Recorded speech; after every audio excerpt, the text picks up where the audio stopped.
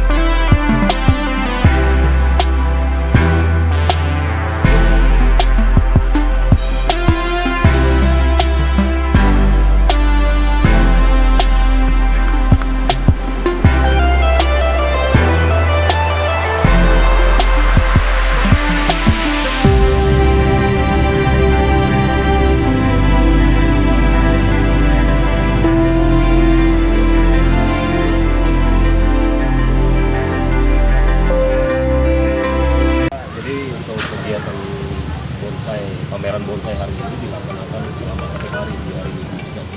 Jadi untuk kegiatan ini sudah 1 minggu sudah kita komunikasi dengan perkumpulan penggemar bonsai Indonesia yang ada di Kota Waringin Barat.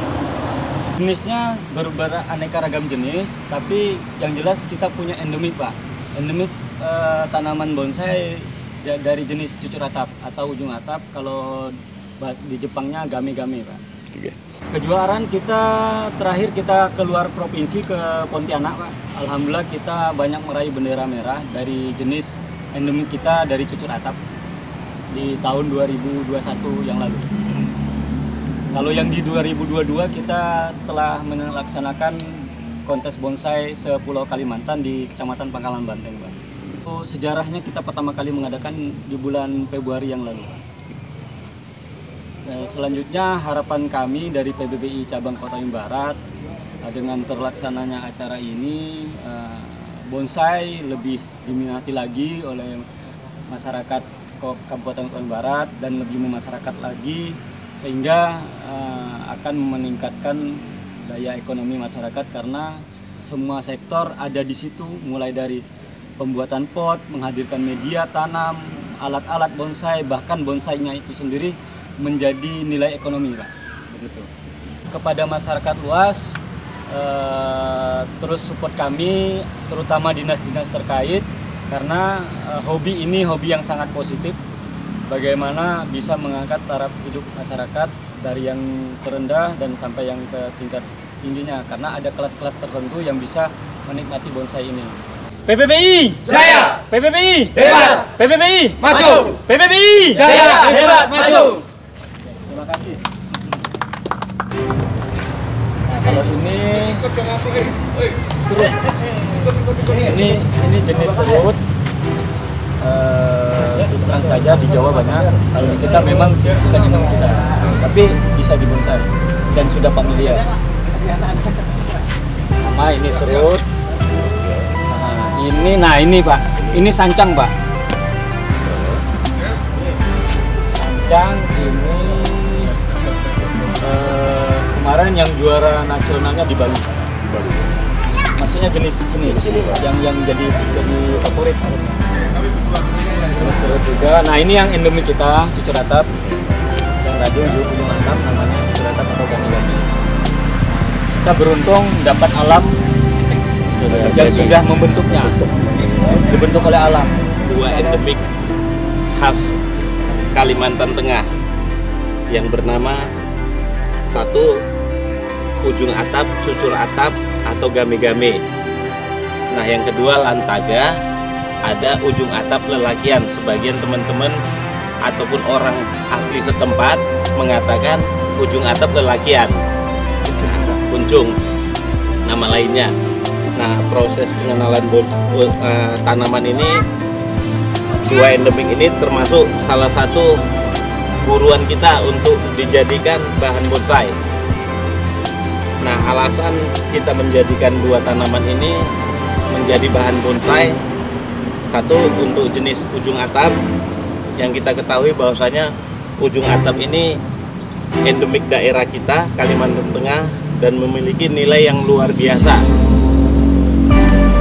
Menurut penilaian yang selama ini kita pantau di lokasi, karakter di dalam membonsai untuk tanaman jenis ujung atap itu sudah dapat dari alam. Kita dapatkan kemudahan dari alam.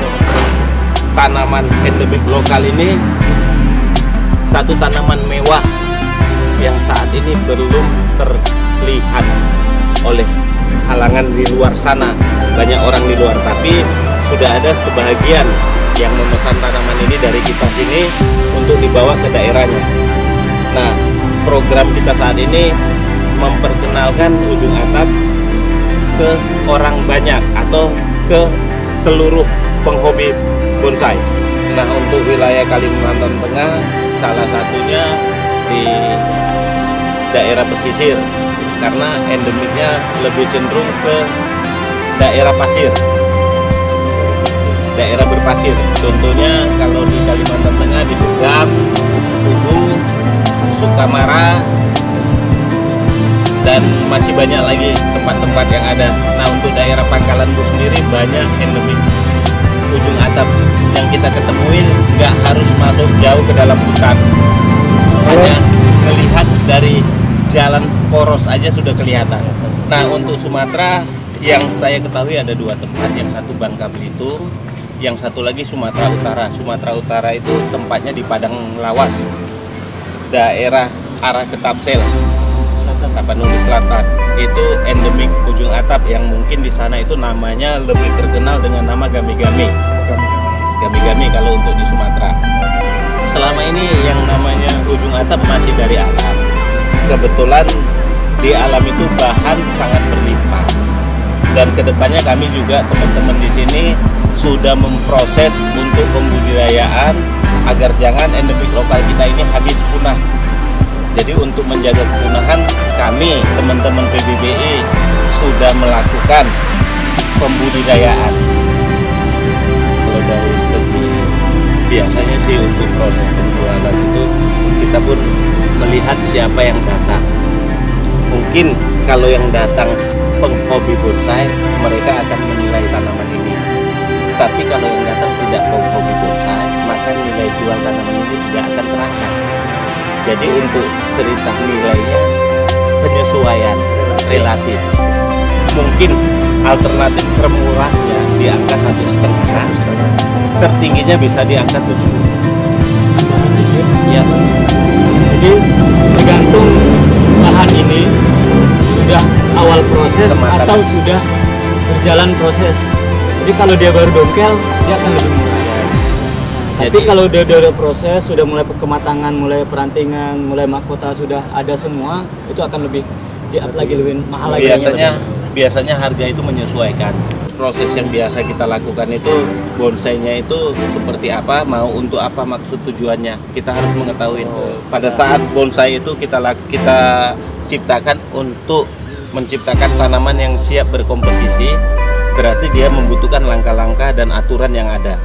Nah, pada saat kita membonsai, kita kalau mau dijadikan tanaman ini sebagai untuk ajang kontes, harus ikutkan prosedurnya, langkah-langkahnya. Langkah-langkahnya mulai dari akar, batang, cabang, anak cabang, udah gitu nanti keseluruhan globalnya, nilai estetikanya. Biasanya kalau di nominal tadi, ketika bonsai yang kita ciptakan ini untuk kontes, dia sesuai dengan kelasnya. Makin tinggi kelasnya makin mahal lagi harganya. Kelas di PBBI kontesnya mulai dari Pratama, Madya, Utama sampai Bintang. Sama tantangannya, dari mulai Utama sampai ke Bintang itu makin lama makin sulit tantangan untuk menjadikannya. Jadi itu kenapa dia bisa jadi mahal itu tadi. Sebenarnya tolak ukur harga bonsai itu kematangan. Iya. Hanya itu tolak ukurnya, kematangan, dan sasarannya pembelinya dari bonsai atau tidak. Nah, itu juga ada. Jadi untuk harga itu sebenarnya pada dasarnya tidak ada patokan, standarnya tidak ada. Untuk tanaman endemik lokal kita, kepada semualah mungkin, supaya di dalam membolang ataupun mencari bahan bonsai itu lebih selektif untuk memilih yang benar-benar berkualitas, sehingga terhindar dari kepunahan dan faktor-faktor yang menjaga alam itu tetap stabil. Nah, yang kedua mungkin kewalahan kemarin itu dalam proses penghidupan. Kuasai dulu pemahaman ilmu tentang menghidupkan tanaman yang mau kita dongkel, baru kita dongkel agar terjaga semuanya, tidak sia-sia yang dilakukan. Jadi kita ini pebonsai bukan perusak alam, kita pencinta alam, juga menjaga kelestariannya. Harapannya untuk kemajuan dari teman-teman pebonsai, kita tidak bisa berdiri sendiri, kita tetap harus disupport dan didukung oleh pihak-pihak terkait, seperti Dinas Lingkungan Hidup, Dinas Pariwisata, dan juga Dinas Pertanian.